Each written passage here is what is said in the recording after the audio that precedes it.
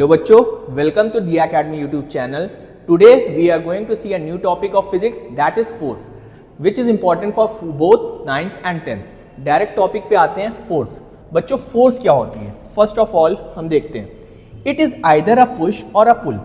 किसी चीज को ढकेलना या घसीटना, उसी को फोर्स कहा जाता है बच्चों. It effects are. अच्छा, पुश और पुल की वजह से कुछ इफेक्ट्स बॉडी पे देखने को मिलते हैं, तो वो क्या क्या हो सकते हैं वो यहां पे हम लोग देखते हैं. फर्स्ट लिखा है it can change the state of rest और motion of a body.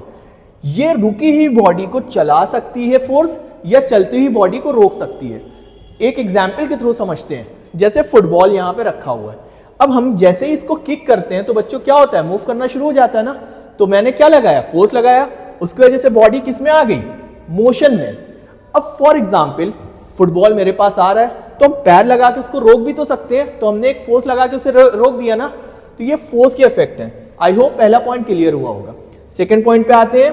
It can change the shape of size of the body. Force लगा के हम क्या कर सकते हैं, किसी भी बॉडी का शेप और साइज भी चेंज कर सकते हैं. फॉर एग्जाम्पल हमने बैलून लिया, अब उस पर हम जब फोर्स लगाते हैं तो हम देखते हैं उसका शेप और साइज दोनों चेंज हो रहा है ना. तो ये दूसरा इफेक्ट हो गया फोर्स का. अब हम यहां देखते हैं फोर्स का फॉर्मूला क्या होता है, वो भी जल्दी से देख लेते हैं. तो फोर्स का फॉर्मूला होता है बच्चों F is equal to M into A, where M is mass of a unit and A is acceleration due to gravity. अब यहां जल्दी से इसकी हम लोग SI यूनिट और CGS यूनिट भी देख लेते हैं. SI यूनिट ऑफ फोर्स होती है न्यूटन. SI यूनिट होती है न्यूटन, जिसको हम कैपिटल N से डिनोट करते हैं. और CGS यूनिट होती है डाइन, DYN. ठीक. अब यहां जल्दी से देख लेते हैं SI यूनिट न्यूटन कैसे आती है. अगर हम SI यूनिट की बात करें तो मास को SI यूनिट में किस में रखा जाता है बच्चों, केजी में. तो हमने यहां लिख दिया 1 kg, बस वैल्यू फॉर्मूले में पुट करने हैं. एक्सीलरेशन में अगर हम SI यूनिट की बात करें तो एक्सीलरेशन को क्या रखते हैं, मीटर पर सेकेंड स्क्वायर, मीटर पर सेकेंड स्क्वायर. और केजी मीटर पर सेकेंड ही स्क्वायर बच्चों क्या मिल जाता है हमें, न्यूटन. इसी को हम लोग न्यूटन कहते हैं. तो हमने यहां 1N लिख दिया. ठीक. सेम ऐसा ही अगर इसकी CGS यूनिट डिराइव करना हो तो ये सबको CGS में रख दो. तो अब यहां पे जल्दी से ये भी देख लेते हैं. तो 1 डाइन कैसे बनता है बच्चों, देख लो. अब कि हम मास को किस में रखें, CGS यूनिट की बात हो रही तो मास को ग्राम में रखते हैं. तो 1 ग्राम मल्टीप्लाई बाई, अब यहां मीटर किस में चेंज हो जाएगा बच्चों in case of CGS, centimetre में.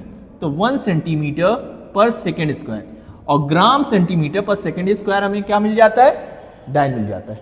अब दोनों के बीच में एक रिलेशन भी होता है. 1 newton is equal to 10⁵ dyne. I hope इतना समझ में आया होगा. तो ये रिलेशन है SI यूनिट और CGS यूनिट ऑफ फोर्स में. अब हम लोग आगे चलते हैं. आई होप ये समझ में आया होगा. Kinds of forces. अब फोर्सेस बच्चों कितने तरह की होती है, अब यहां पे ये हम लोग आगे देखते हैं. There are 2 types of forces. पहली होती है कॉन्टैक्ट फोर्सेस और दूसरी होती है नॉन कॉन्टैक्ट फोर्सेस. तो पहले हम लोग शुरू करते हैं कॉन्टैक्ट फोर्सेस.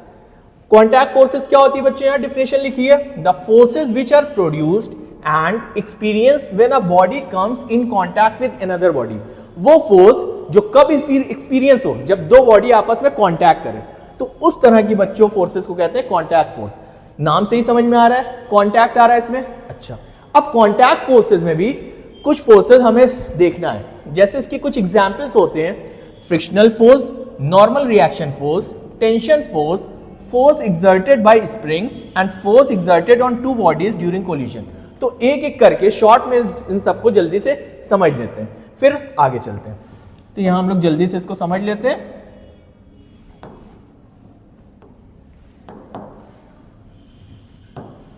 पहली हम लोग ने देखा था फ्रिक्शनल फोर्स. Frictional force. अब फ्रिक्शनल फोर्स क्या होती है बच्चों, जो मोशन का अपोज करे. जिस डायरेक्शन में बॉडी मूव कर रही हो उसके अपोजिट डायरेक्शन में जो फोर्स लगती है उसे रोकने के लिए उसे कहा जाता है फ्रिक्शनल फोर्स. फॉर एग्जाम्पल जैसे ये हमने एक फुटबॉल का एग्जाम्पल ले लिया. अब हमने फुटबॉल इधर से किक किया, मतलब इधर से हमने फोर्स लगाई, तो फुटबॉल इधर मूव करना शुरू होगा. लेकिन अब हम ये देखते हैं बच्चों, फुटबॉल कुछ टाइम के बाद जाके रुक जाता है। क्यों रुक जाता है? क्योंकि अपोजिट डायरेक्शन में एक फोर्स उसको रोकने के लिए रखती है, उसे ही कहते हैं फ्रिक्शनल फोर्स। ठीक, तो फ्रिक्शनल फोर्स क्या करती है? जो मोशन का अपोज करती है उसी को कहा जाता है फ्रिक्शनल फोर्स। आई होप ये समझ में आया होगा। अब नेक्स्ट देखते हैं, नेक्स्ट फोर्स। अब नेक्स्ट फोर्स कौन सी है बच्चों? नेक्स्ट फोर्स है normal reaction force. Normal reaction force क्या होती है?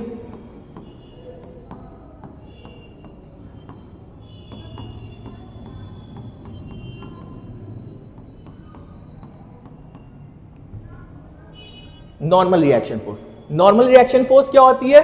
वो फोर्स जो सरफेस अपोजिट डायरेक्शन में लगाता है, जिस डायरेक्शन में बॉडी का वेट एक्ट करता है।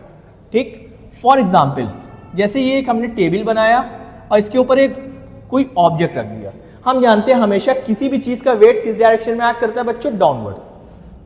तो ये ऑब्जेक्ट का वेट हमने मान लिया W, जो कि डाउनवर्ड एक्ट कर रहा है। तो उसको बैलेंस करने के लिए अपोजिट डायरेक्शन में एक फोर्स लगती है, जिसे कहते हैं बच्चों नॉर्मल रिएक्शन फोर्स, जिसको कैपिटल R से भी डिनोट करते हैं। ठीक, तो ये फोर्स कौन लगा रहा है? ये सरफेस लगा रहा है।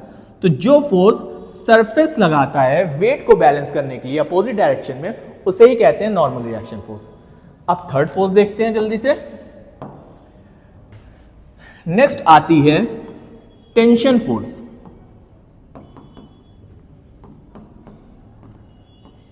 बच्चों टेंशन फोर्स देखने को कहां दिखती है? जहां पे स्ट्रिंग या रोप आ जाए, ठीक है, धागा, ठीक है, तो उन पे जो फोर्स एक्सपीरियंस होती है उसे कहते हैं टेंशन फोर्स। फॉर एग्जांपल अभी हमने स्ट्रिंग ले लिया और ऐसे ही पकड़े हैं, तो वो स्ट्रिंग फुली स्ट्रेच नहीं होगी, लेकिन अगर हमने वो स्ट्रिंग से नीचे कोई ऑब्जेक्ट को बांध दिया तो अब ये स्ट्रिंग क्या हो जाती है? फुली स्ट्रेच, और इस पे एक फोर्स लगने लगती है वेट के अपोजिट डायरेक्शन में, जिसको कहते हैं टेंशन फोर्स, जिसको कैपिटल T से डिनोट करते हैं।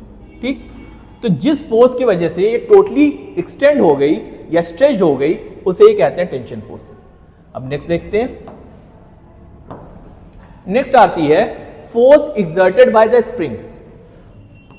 तो इसमें बच्चों दो तरह की फोर्स हमें देखने को, दो कंडीशन आती है। ठीक, अब ये कोई स्प्रिंग है, अब हमने इसको स्ट्रेच किया,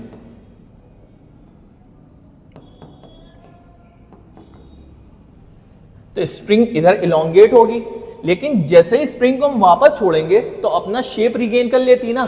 तो जो फोर्स इसको अपना शेप रिगेन करने में हेल्प करती है उसे ही बच्चों क्या कहा जाता है? रीस्टोरिंग फोर्स, जिसको K से डिनोट करते हैं। तो स्प्रिंग के केस में बच्चों दो केस बनते हैं। यहां तो हम लोग ने स्ट्रेच किया, और एक बार स्प्रिंग को हम कंप्रेस भी तो कर सकते हैं, कंप्रेस भी तो कर सकते हैं, लेकिन कंप्रेस करने के बाद जैसे ही हम वो फोर्स हटाएंगे तो इस क्या करेगी? यहाँ पे ये जो स्प्रिंग अपना शेप रिगेन कर लेगी ना। तो हमने फोर्स तो इस डायरेक्शन में लगाई उसको कंप्रेस करने के लिए, लेकिन जैसे ही छोड़ा तो स्प्रिंग इस तरफ मूव हुई ना, और ये किसकी वजह से मूव हुई? रीस्टोरिंग फोर्स की वजह से। तो जिस डायरेक्शन में हम फोर्स लगाते हैं उसके अपोजिट डायरेक्शन में रीस्टोरिंग फोर्स लगती है। देखो, देख सकते हैं। ठीक, आगे चलते हैं। और लास्ट थी बच्चों कोलिजन फोर्स। कोलिजन का मतलब क्या होता है? टकराना, किसी भी दो ऑब्जेक्ट का टकरा जाना, इसे ही कहते हैं कोलिजन फोर्स। दो ऑब्जेक्ट हमने लिए A और B, ये एक दूसरे की तरफ मूव कर रहे हैं, तो एक ऐसी कंडीशन आएगी जहां पे दोनों आके क्या होंगे? टकरा जाएंगे। टकराने पे बच्चों ये क्या करते हैं? अपनी फोर्स एक दूसरे को ट्रांसफर कर देते हैं, और फिर उसके बाद ये अपने अपने अलग अलग डायरेक्शन में मूव कर जाते हैं। तो जो फोर्स टकराने की वजह से लगती है उसी को कहा जाता है कोलिजन फोर्स। ठीक, आई होप ये समझ में आया होगा। अब आगे देखते हैं। तो ये सब हम लोग ने जान लिया कॉन्टैक्ट फोर्सेस। कॉन्टैक्ट फोर्सेस के एग्जाम्पल हम लोग ने सब देख लिए। अब नेक्स्ट फोर्स है वो है नॉन कॉन्टैक्ट फोर्स। अब नॉन कॉन्टैक्ट फोर्स क्या होती है? डेफिनेशन देखते हैं। Forces experience by the bodies even without being physically touch. वो फोर्सेस जो बॉडी पे एक्सपीरियंस होती है बिना फिजिकली टच हुए, मतलब बिना टच हुए जो फोर्स एक्सपीरियंस होती है उसे कहते हैं नॉन कॉन्टैक्ट फोर्सेस। इसके भी एग्जाम्पल देखते हैं। तो इसमें तीन फोर्सेस आती हैं, ग्रेविटेशनल फोर्स, इलेक्ट्रोस्टैटिक फोर्स और मैग्नेटिक फोर्स। जल्दी जल्दी ये फोर्सेस को भी समझ लेते हैं। ग्रेविटेशनल फोर्स,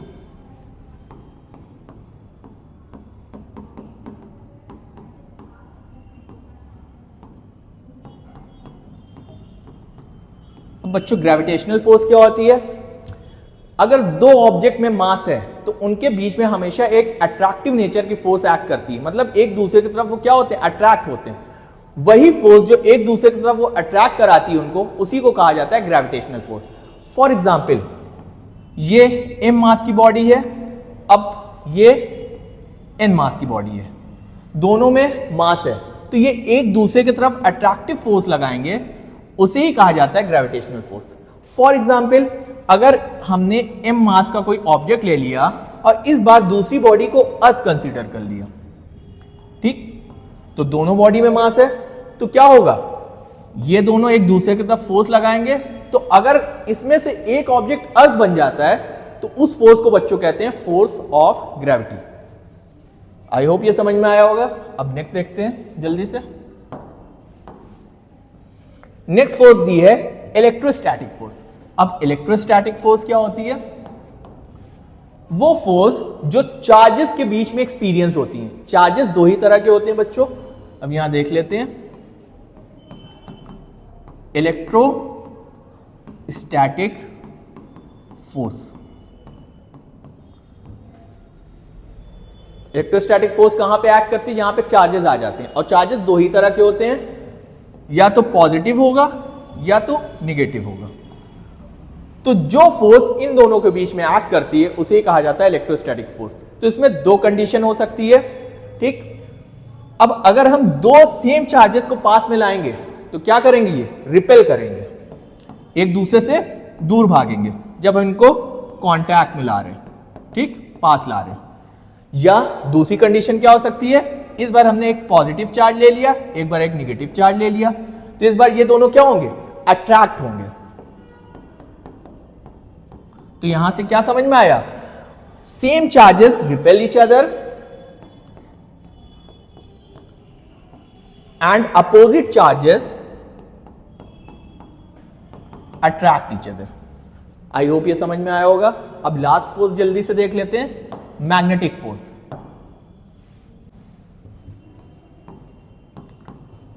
मैग्नेटिक फोर्स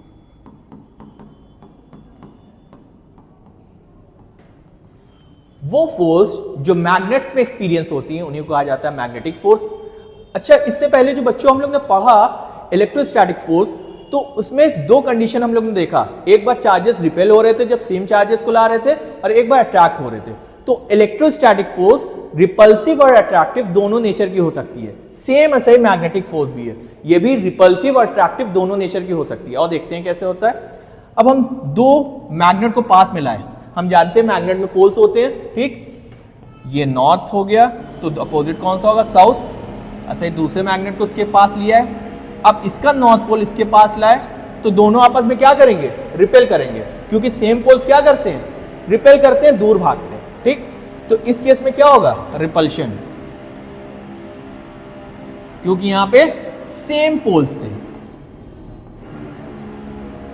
इसकी एक और कंडीशन हो सकती है बच्चों, देख लेते हैं। इस बार हमने नॉर्थ को इधर ही रखा, दूसरी तरफ साउथ बनेगा। इस बार जो मैग्नेट लाए उसका साउथ पोल अब की इसके नॉर्थ की तरफ अलाइन था, तो इस कंडीशन में क्या होंगे? ये एक दूसरे को अट्रैक्ट कर लेंगे, तो इनके बीच में अट्रैक्टिव फोर्स एक्ट करने लगेगी। तो यहां पे सेम पोल्स थे तो रिपल्शन हो रहा था, और जब अपोजिट पोल्स को लाते हैं तो आपस में क्या करते हैं? अट्रैक्ट करते हैं।